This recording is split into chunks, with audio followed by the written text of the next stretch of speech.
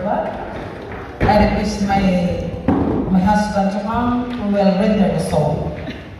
Oh God, hallelujah. Worship you. Hallelujah. Thank you.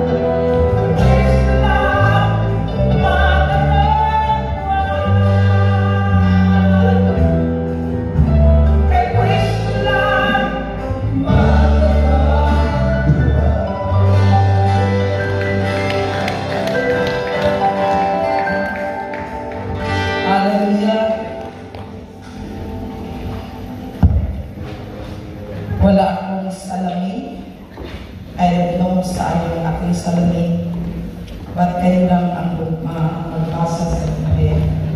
Hallelujah. In this area, can you shout the victory? Hallelujah. Hallelujah. Repeat after me. Hallelujah. Hallelujah.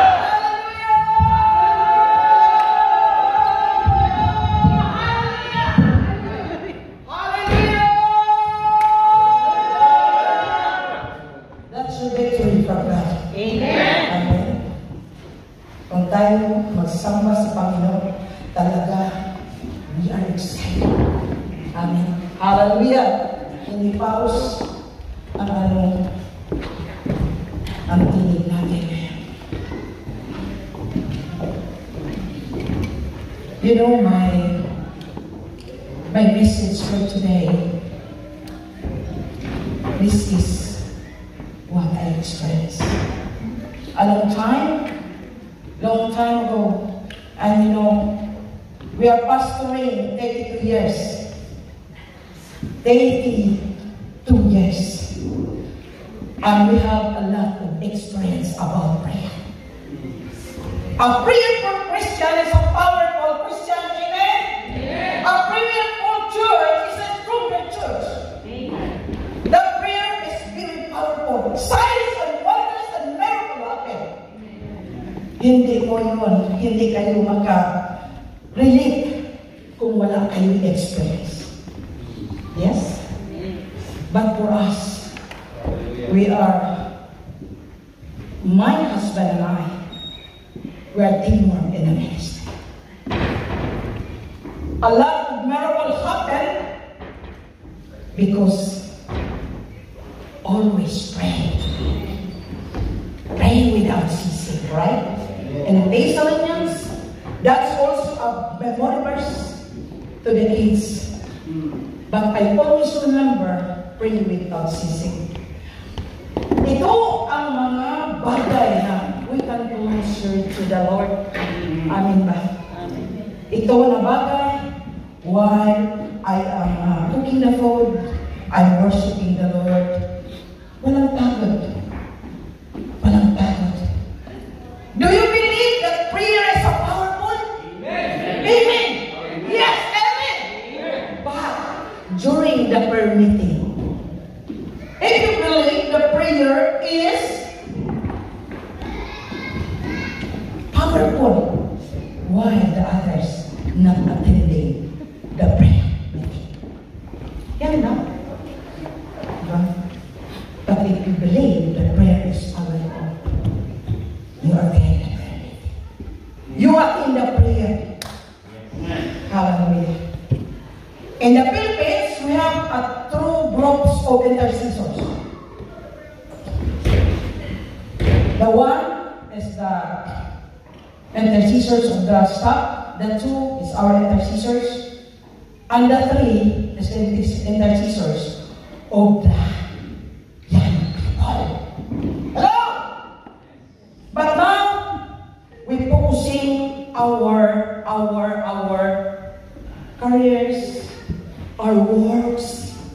Hindi na natin naasahan at hindi na tayo makapuri, hindi na tayo makapray sa Panginoon. Kasi tingnan natin ngayon ang sanlibutan. We always thinking of business in our life. But I tell you, brother and sister, prayer is the backbone of our life. Ha? Yeah. Hallelujah. Walang pagod. And sometimes, you know, I imagine before.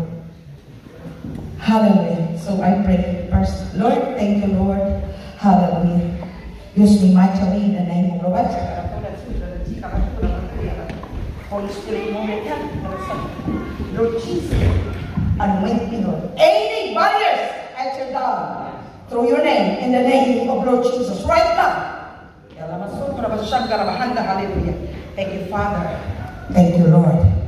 Thank you, Jesus, for the power of prayer, oh God. In Jesus' name, amen. Amen. Hallelujah. Hallelujah. In the book of there are 4 things the Christian's close relationship to the Lord. Matthew 26:41. Hallelujah. Matthew 26:41. Hallelujah. Can you read? Can you read? I cannot read because I have no glass. My reading glass is, I don't know. Hallelujah. Glory to God.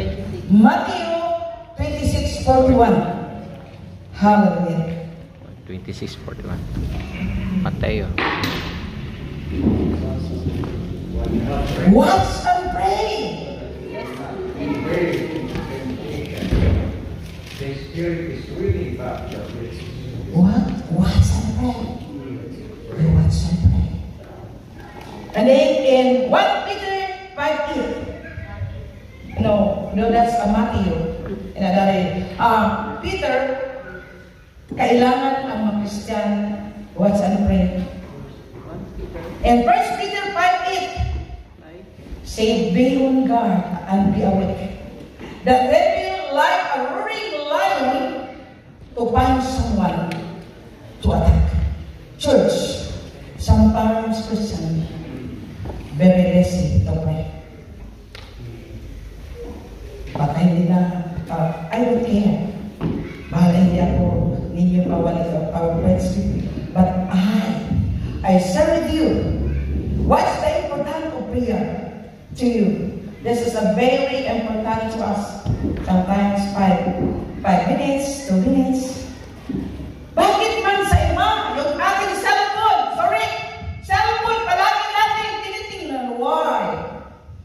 But prayer, we have no time to pray. Why? But the very important church, that tayo, palagi tayo mag-close relationship with God. Amen. We did it. We do.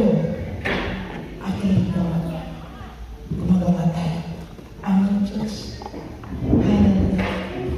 One testimony and prayer. Bago pa lang yun.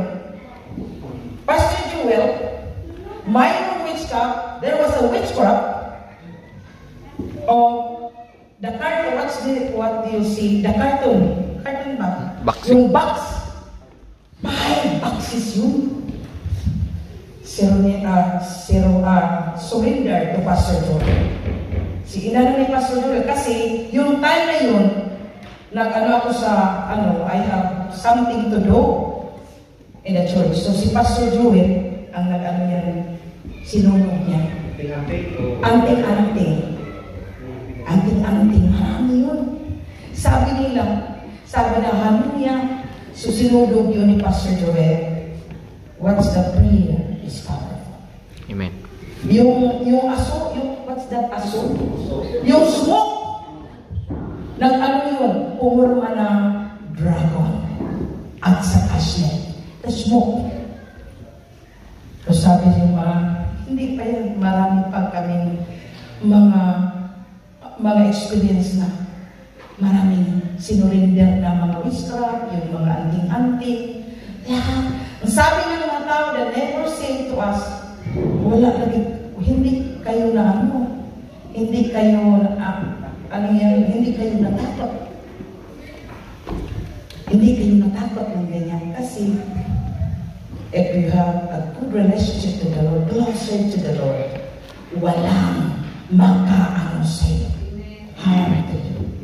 Church, ito ang lack sa Christian. The title is Christian, but we have no time to pray to the Lord. If you pray to the Lord, you have a lot of experience. Amen ba? And then, hallelujah. Hallelujah. Did you know that you are a powerful Christian?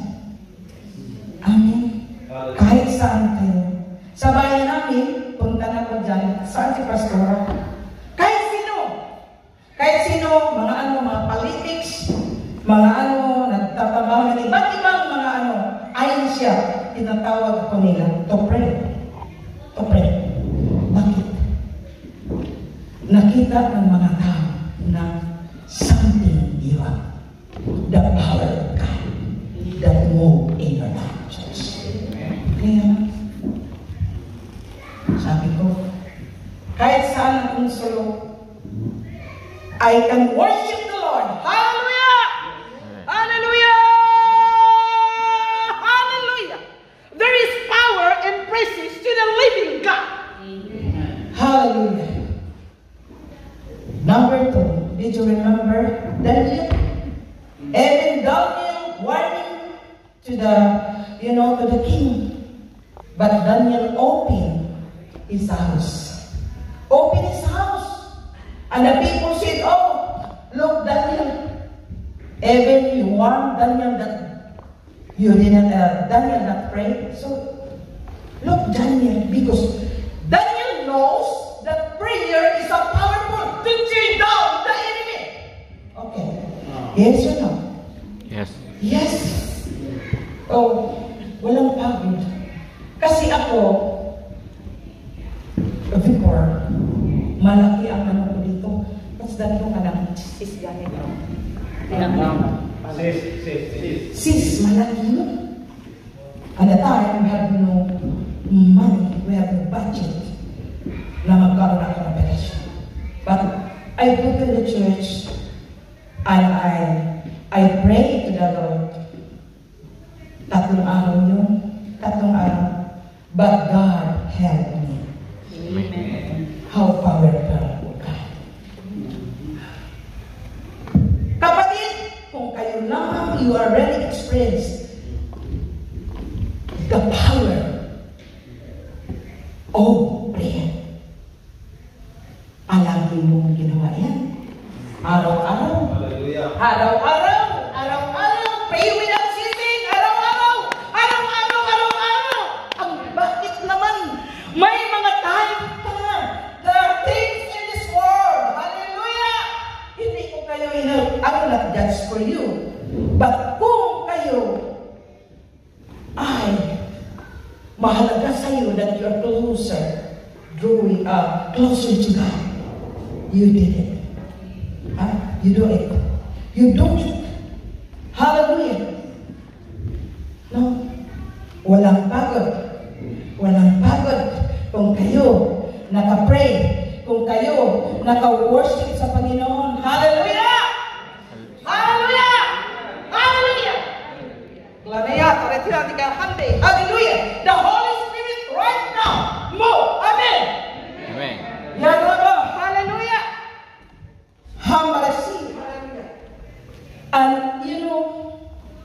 And in the Philippines, Pastor and I told the different department in the ministry, worship team department, youth discipleship department, prayer department, youth disciples, there are many departments.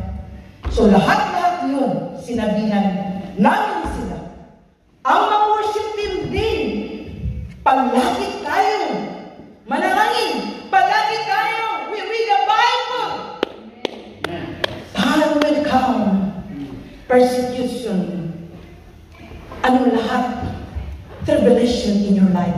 You can stand because the Word of God is powerful. So, how about ako sa amin, nandun ako sa anak ko, even kahit ngayon, punta ka, sumama ko sa anak ko, before I go home, I get the Bible and I write every day.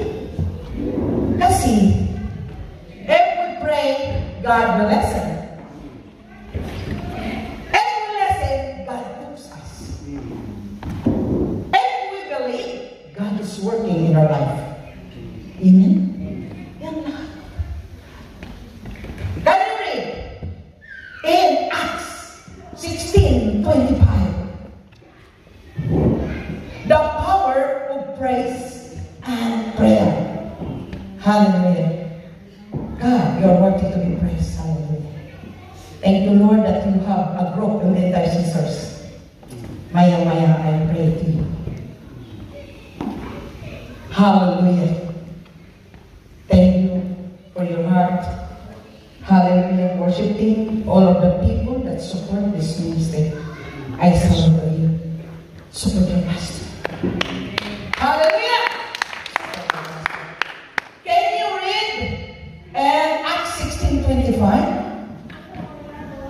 Oh God. Pastor James, you stand here. 21. 25. 25. At the midnight. About midnight, Paul and Silas were praying and singing hymns to God, and the other prisoners were listening to them. 26. Suddenly there was such a violent earthquake that the foundation of the prison were shaken. At once all the prison doors flew open, and everybody's chain came loose. Amen. That's all. Hallelujah. It's the power of prayer and praise. At the midnight, when Paul and Silas prayed and singing to the Lord, Hallelujah. something happened in the jail. Church, remember, prayer can change everything. Prayer is a powerful. Amen. Do you believe on that, church? Amen. Do you believe on that? Kasi yan ang buhay ko. Ang laging nagpapray sa mga tao doon sa Pilipinas, kahit saan ako magkurtiman, everywhere, nagpapray ako sa mga. Bakit? Bakit man? Kung saan kayo, kahit saan kayo punta, you have a life. You have a life. You're walking in the street, in the road, you have something to do. There is Amen. Before 2013, in Oriwa, I put in the what's that together with my husband in the beach. I'm sharing the word. I'm preaching of them. Hindi ako na grabe kayang ang desire ng Panginoon sa ating church. Hallelujah. There was miracle happen when Silas and Paul sang unto the Lord. The jail shaken. Amen. Okay. Kung ito na word of God, palagi saan binitbit mo ito? Na word. Lahat ito na word. And 1 Peter 5:8, Acts 16:25, hallelujah, binitbit mo yan, talagang Diyos mo yan. Word of God speaks to you, amen? Speak to you. Thank you, Lord, for the worship team. We got a big clap for the worship team. Hallelujah. Thank you for your heart. And I remind you, not only the performance, your heart, and please give the time to the Lord. You have a time to the Lord, church. Hallelujah. And saan tayo ngayon? Ay, ano naman? Tayo naman. Lord, you know what I know, Lord God, and 2 minutes only. Wala. Hanapin mo ang presensya sa Panginoon. Seek the presence of the Lord. Seek the presence of the Lord. Hanapin mo siya. Lord, saan kayo? If I cannot feel the presence of the Lord, sabi ko, Lord, saan kayo? Saan kayo, Lord? Maya-maya, ang presensya sa Diyos. Dumadam. Bakit na? Because you are desire ng iyong puso mapuno ng presensya sa Panginoon. Hallelujah. Ang mga tao, church, yung hallelujah. Word. We need the Word of God. To Timothy 3:6, the Word of God. It's very important to us, to correct us, to teach us how to walk in righteousness. Hallelujah. And then Psalms 119, 116, And Psalms 119:1-5. Hallelujah. And Jeremiah 23:29. That's the word of God. That's all the word of God. Hallelujah. You memorize the word of God. And then, fellowship. Salamat sa Panginoon kahit Brother Harvey, lalayo kayo. O glad your heart to fellowship. And Hebrews 10:25, you read it. Hebrews 10:25. Hallelujah. Hallelujah. Oh God, you're worthy to be praised. Hallelujah. Can you read 8? Hallelujah. Hebrews 25. 10:25. Let us not giving up meeting together, as some are in habit of doing, but let us encourage one another, all the more as you see the day approaching. Amen. Wag tayong salamat sa Panginoon ang mga taong live during the prayer meeting ng Aten. You are blessed. Amen. You are blessed. So, hallelujah. The miracle happened through prayer. And on November 7, 2007, the blind woman see. Pastor Joel and I, when we started to pray, we praise the Lord. Half of the day, we praise the Lord. Oh God, you are the great healer. You are the great healer, Lord. And later on, the blind woman said, you know you. Your t-shirt is green and your t-shirt, Pastor, is white. And maya, we pray for them, for him, for her. And God help that woman. Amen. To the Lord, church. That's our hallelujah. Hallelujah. Through our close relationship to the Lord. Hallelujah. And October 1997, hallelujah. September 12, 2008, cancer were held. Mayroong cancer na siya, na health sa Panginoon. Mayroon rin wala. Pero, yan lang sa Panginoon. We trust in the Lord. We pray for poor cancer, and 2 were held by that. Church. And then, October 3, 1997, witchcraft become born again. Hallelujah. Witchcraft become born again. Hallelujah. Hallelujah. We worship you. Do you believe that prayer is powerful? Yes. Continue, and I pray to the Lord, because even the Philippines, our topic there is prayer, and until I arrive here, prayer also. But the case of my grandson, if you really think, I always pray to you, Lord, why this happened? Why this happened? But I did not give up to pray. To pray that our grandson will receive a complete healing, church. Thank you, Lord, for the answers prayer of the Lord. Sometimes, parang, Lord, nag-pray kami ng mga tao. They're receiving help. Nag-pray kami, during the COVID time, siguro ako lang ang may COVID. Wala magka-COVID. Praise the Lord.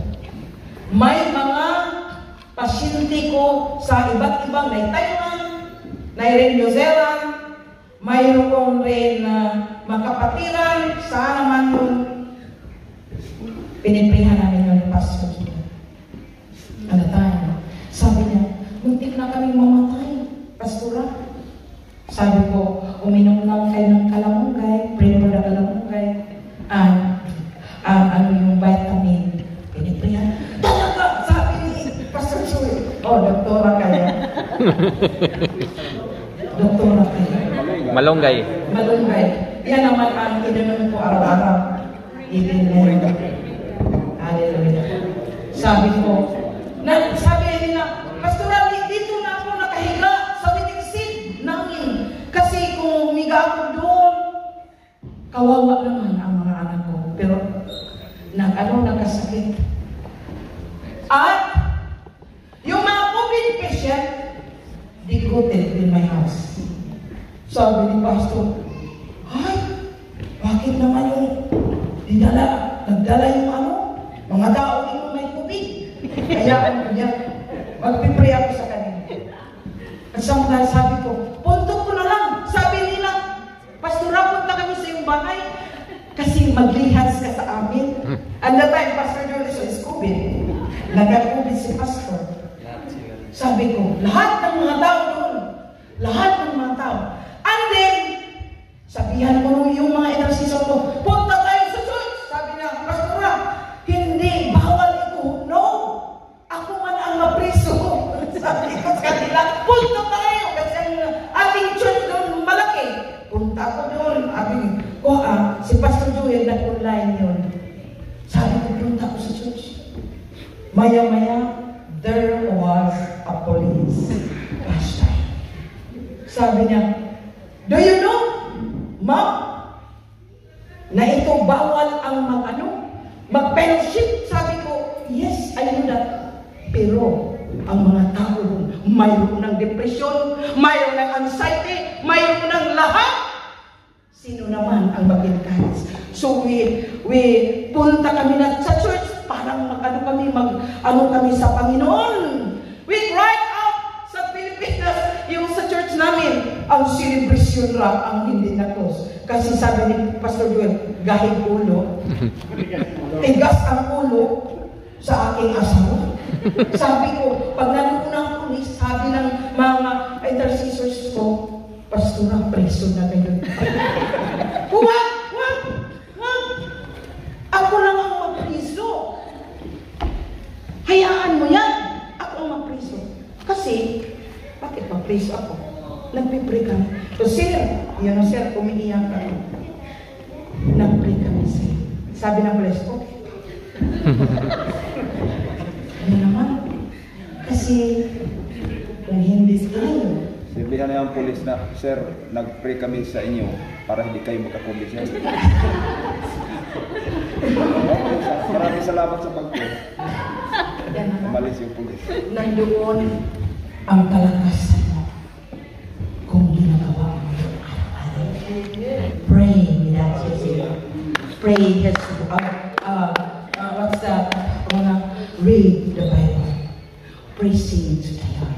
Amen. One time, hallelujah, hallelujah, nagkaroon, wala ng tithes, wala ng preaching, only worshiping the Lord.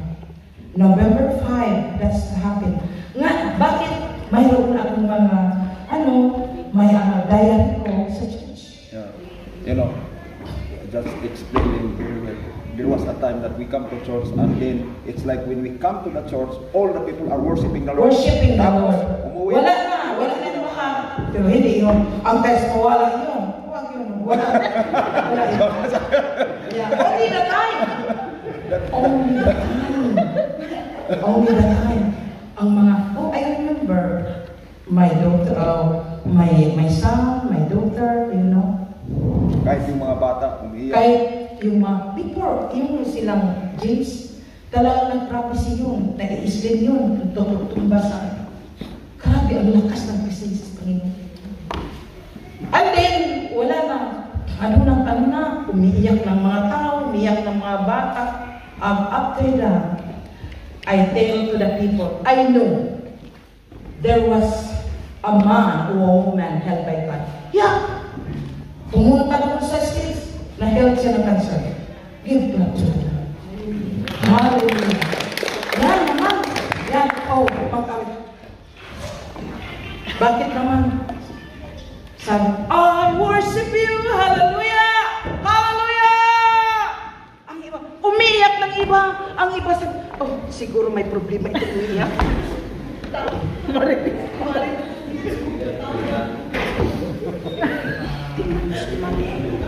Si pare, siguro may problema. Kasi, humanities and merasur. If you did not feel the presence of the Lord, right at the crowd unto the Lord, and God really working in your life. Why? I tell you this. This is my experience. This is end of my life together with my husband. 22 years. Hallelujah. You have 7 churches there in Philippines. I am planning to build again in San Juan, because San Juan, there was a woman also gave donate the land. Before we are praying 14 years before the land, there was a woman that said, I am here to give you a land. Sabi ni Jules, ay, from ba siguro ito na bahay? From England. Sabi ng Panginoon na mag-donate ako. Sabi ni Jules, sabi ni Brad Rin, yung tatay ni Pastor, Lord is coming with me. Lord, later on, sabi ni Pastor, we received that. Umiyak sa Panginoon, Lord, thank you, Lord, na re-receive nila ang aking donation. And now, yung malapit sa airport, mahal yun. Pero we didn't give up to pray the Lord. Amen. God is the source of everything, church. Everything. God owns everything. Ang ating lang gawin ngayon, magbabatay sa presence of the Lord. Amen. Especially to the Kulanan Food, that cannot be special to worship. Hallelujah. Church, believe me and believe God. Kung kumilios kayo na you understand God, praises to God. For me, I'm not boastful. Every day I worship the Lord, church. Every day I sing to the Lord. Every day I sing to the Lord. Why? That's my strength.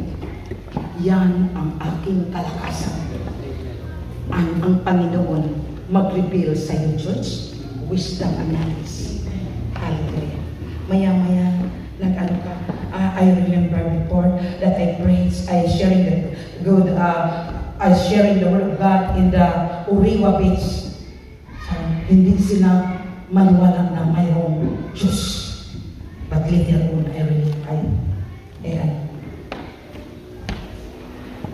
every day, punta kami Pastor Joel, maya-maya. Nandoon ako sa amin ng press. Nag-share na. Bakit? Church, nandito tayo. You know, you are lucky. Mayroon kayong mga job. But i-compare natin sa Pilipinas, walang job. Walang job. Wala.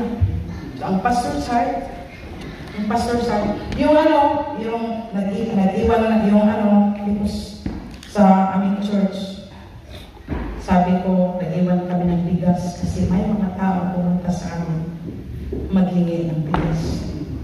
Hallelujah.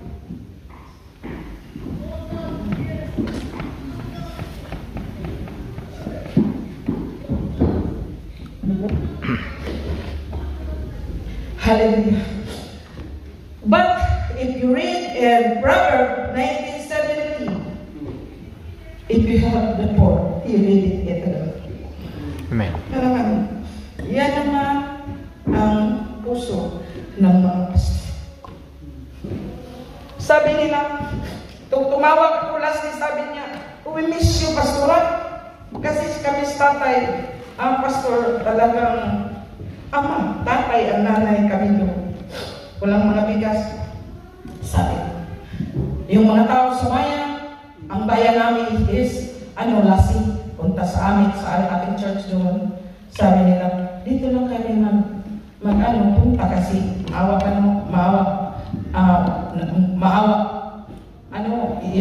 you feel us like that, maawa, mercy to us. Sabi ko, and then, sabi nila, kamu lang ang magbigay ng mga bigas. Praise the Lord. Yan naman, church. Yan naman, kapatid. To share our blessings. Doon, ang mga tao, nagsahod lang 250 pesos. Ang bigas doon is 62. 62 ang bigas doon. So, sabi na 250, ilan naman ang kasi yung mga kapatiran natin mayroon siyang nandoon sa ating church, sila nag-work, sabi niya, umiiyak sila.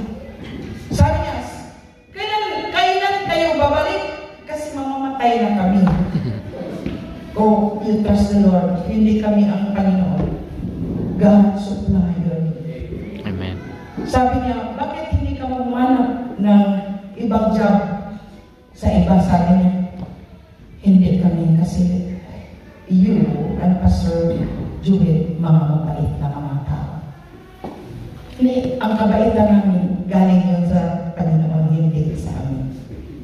Talaga, kung tingnan mo, parang umiiyak ka kasi.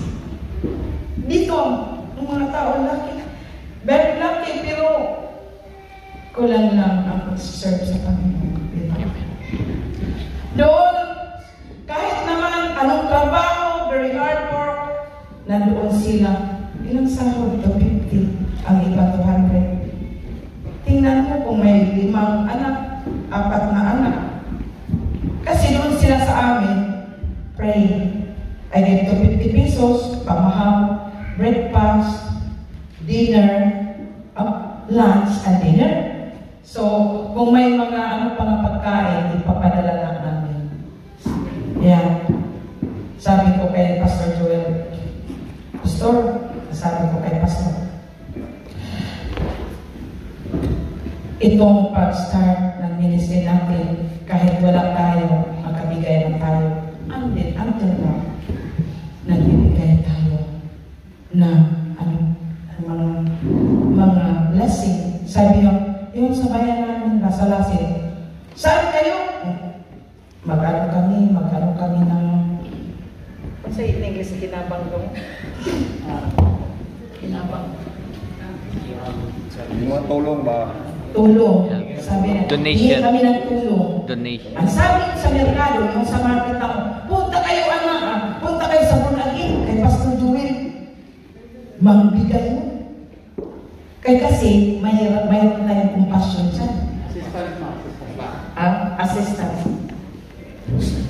Time na. Okay. Palapasin namin kayo. Church, I remind you. Sabi ko kay Jim, yung malalaki na ng mga bata, bigyan mo ng nurse. At sa kasamdin, ikulit tayo.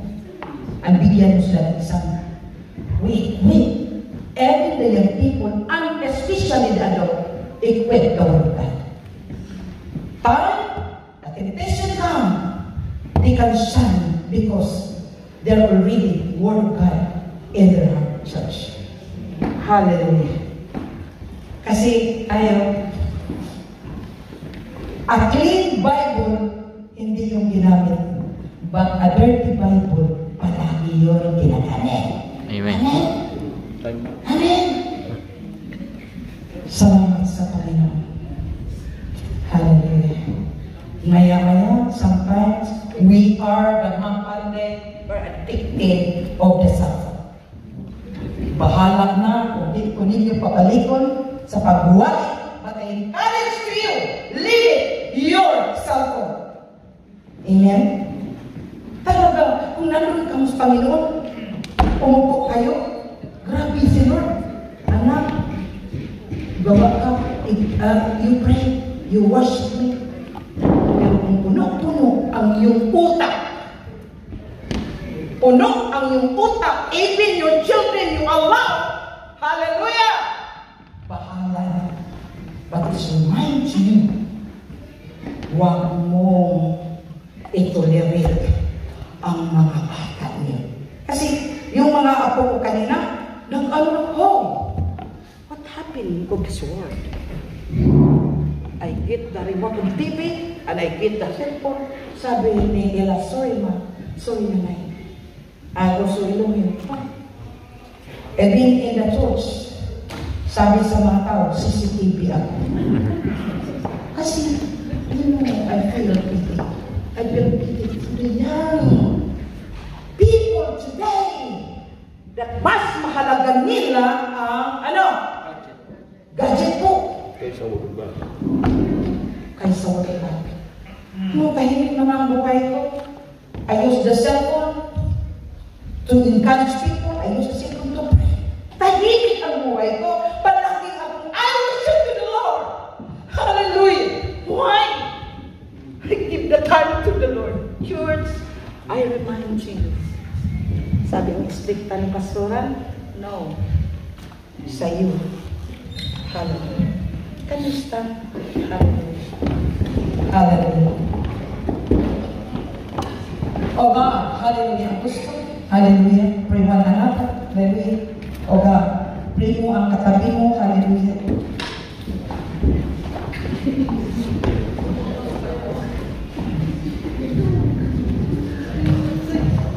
Hallelujah.